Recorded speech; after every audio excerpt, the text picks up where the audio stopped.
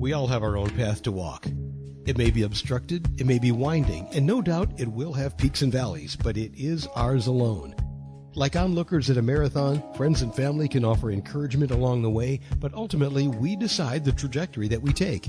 In this series, Juliet Dorris-Williams offers a clear view from her path that may inform your decisions as you move toward finding your faith. One part spirituality, one part real-world practicality, and a serious splash of fun. Here's Juliet.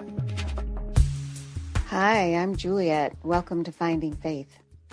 Among other things, I'm the author of Leaving Church, Finding Faith, and I am here in this space chatting with you about the book and other things that may bubble up from time to time when we are talking about faith and life and how those two things intersect.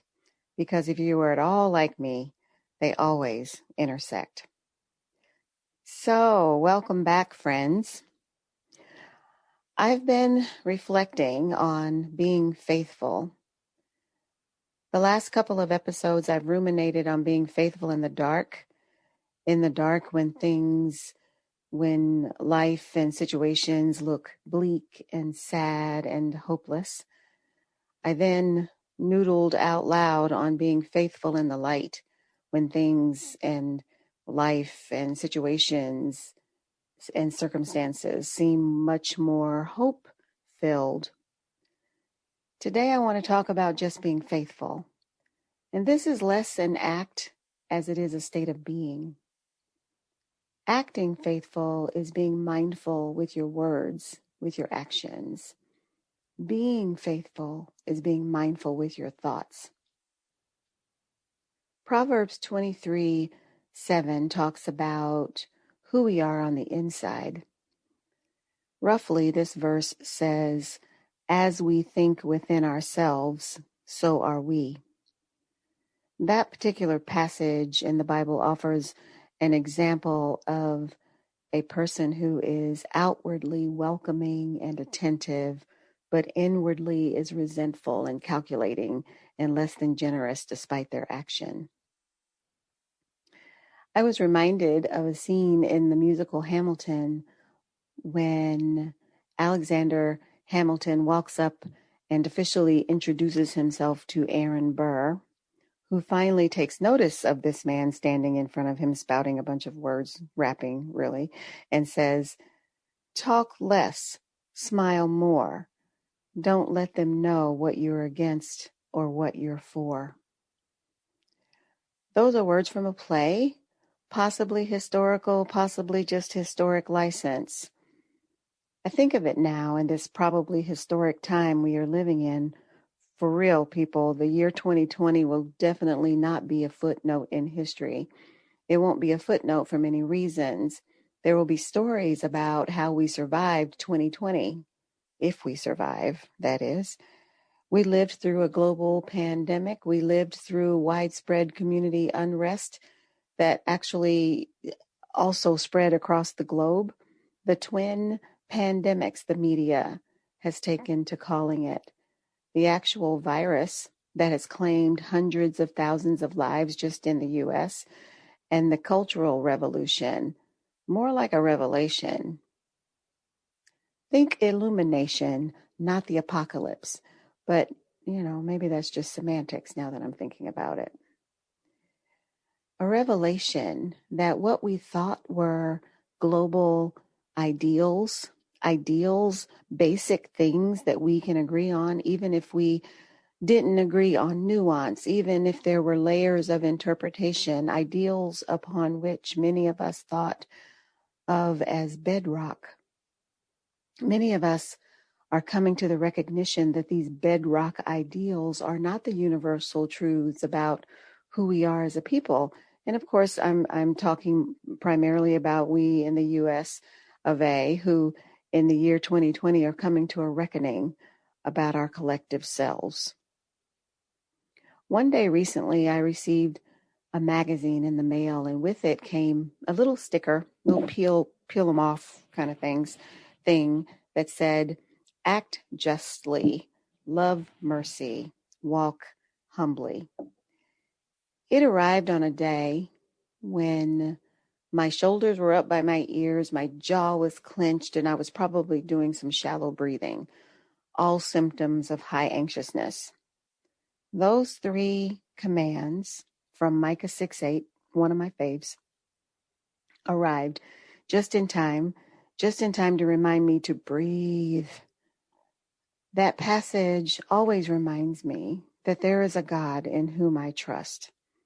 Not only that, it reminds me that I have a responsibility. I have work to do, even when I'm feeling pretty powerless by the forces that be. It reminds me that Jesus walked the earth, and for the 3 years prior to his crucifixion, knowing that his time was short, he went around loving people, teaching people, healing people, feeding people, admonishing people when necessary.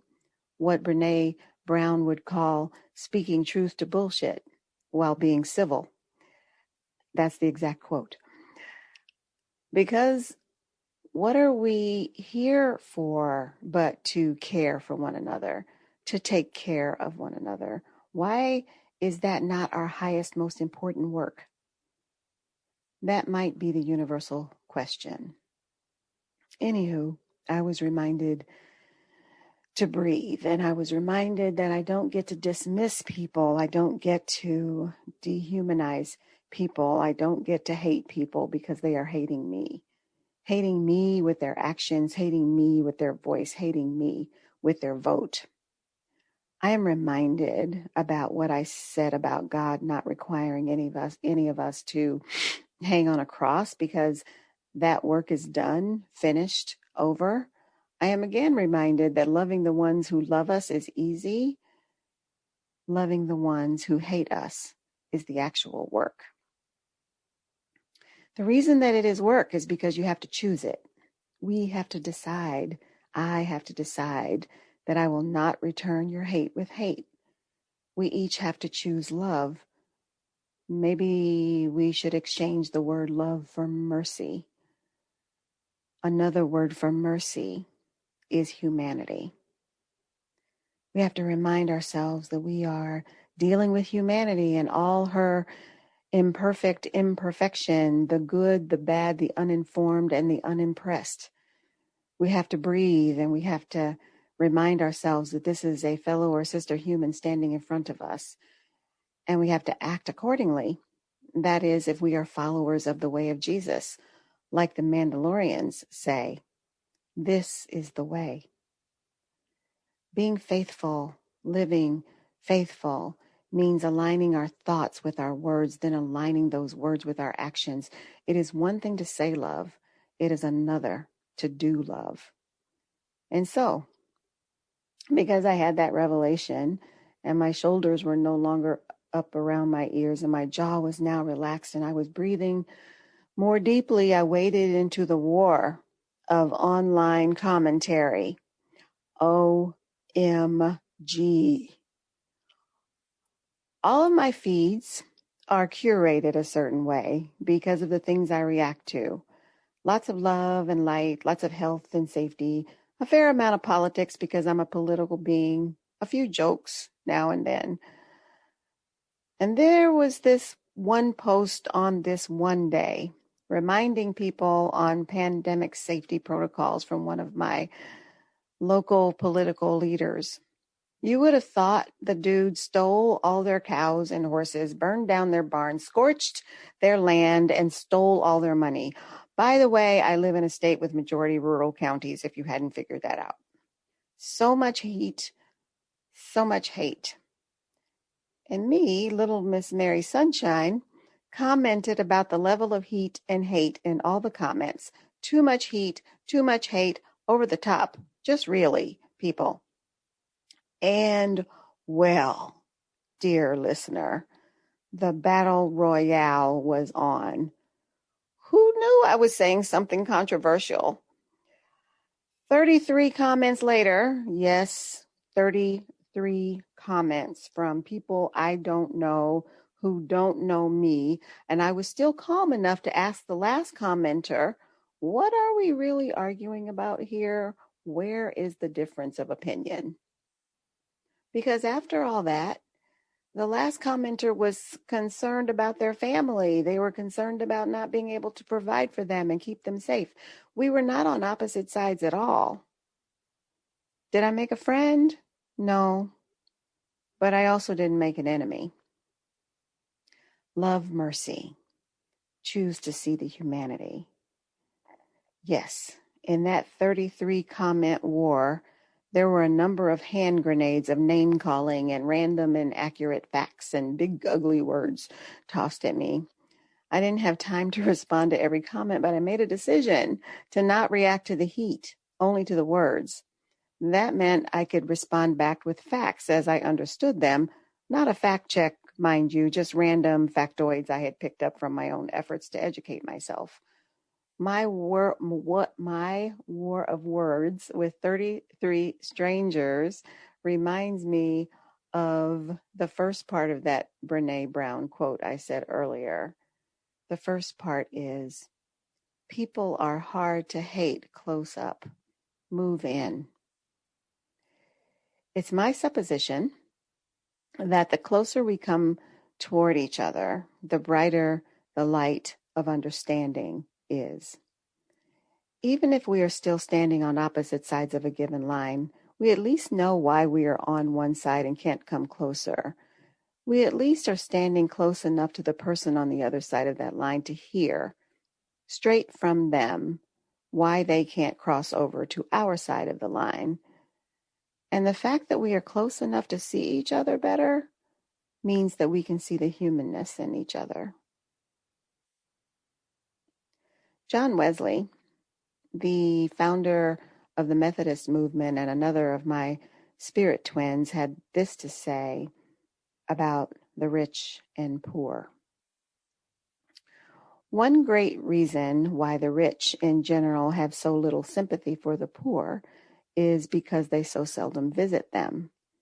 Hence it is that, according to the common observation, one part of the world does not know what the other suffers. Many of them do not know because they do not care to know. They keep out of the way of knowing it and then plead their voluntary ignorance as an excuse for their hardness of heart. He goes on to write, our perspective changes with proximity. It is easy to overlook a need until it is staring at you in the face. This is why it is so important for us to live in community with others. When we isolate ourselves, we miss out on ways God wants to use us to meet the needs of others, or we miss out on ways God wants to meet our needs through others. Maybe John Wesley was the Brene Brown of his day. We aren't in the 18th century world of John Wesley, and I am not convinced that the rich, generally speaking, of course, have no sympathy for the poor. Philanthropy is a popular thing among some of those with means to be generous with their financial resources. In the 21st century world, we are, in a general sense, empathy poor. And it's not just the stark difference between the rich and the poor. It's also the urban from the rural, the old versus the young. It's between races and genders and all orientations. We are short on empathy when we encounter difference. It is difficult for us to empathize with the other when we don't understand and when we can't get past the pithy meme, when we don't create opportunities to hear each other's why. We, the collective we, have put people in a box of our own creation. We have written the script on other people and their belief systems without doing the hard work of digging into how that belief system was built. It can be hard, tedious work. It's certainly patient work to get underneath the meaning behind the words, to get behind the masks that we hide behind, to get beyond the fear we have of being vulnerable and powerless and real and true. It's hard work and a long road. How does one who desires to be faithful start down that road? One step at a time, one person at a time, one action at a time, sometimes one word at a time, maybe even one breath at a time. It certainly requires a pause. We can light and feed the fire, or we can douse the fire. Maybe just mist it a little, cool it down by simply not acting on that first thought, not reacting to the heat. Ask a question. Try to find out how they got here. Talk more. Smile less. People are doing a lot of hiding behind those smiles, sometimes behind those scowls. People are doing a lot of hiding their fear. Seek the humanity. Wait for it to show up. Reflect that back. Feed the light of humanity when and where you can. One comment at a time.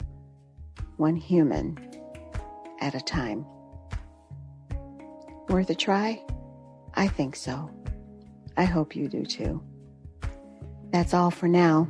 Thanks for listening. Until next time, this is Finding Faith.